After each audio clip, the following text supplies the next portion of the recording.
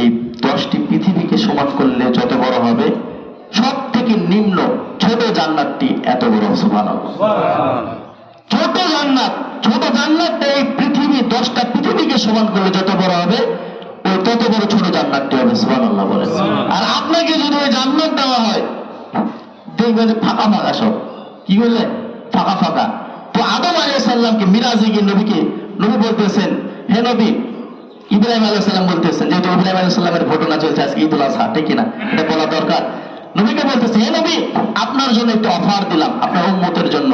এই যে এত বড় একটা জান্নাত, এখানে ফাঁকা ফাঁকা থাকলে কি ভালো লাগবে? কথা বলেন, ভালো লাগবে? লাগবে না।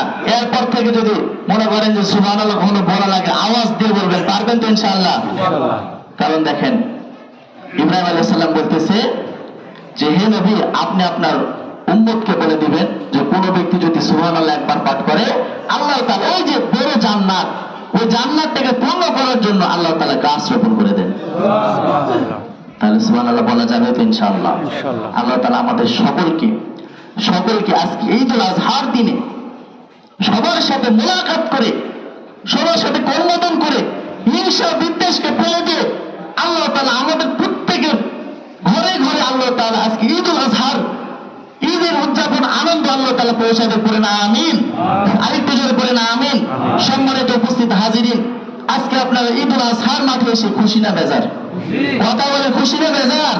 যদি খুশি হয়ে থাকেন, আবার আমরা আল্লাহ তাআলার দরবারে শুকরিয়া জ্ঞাপন করে বলি আলহামদুলিল্লাহ।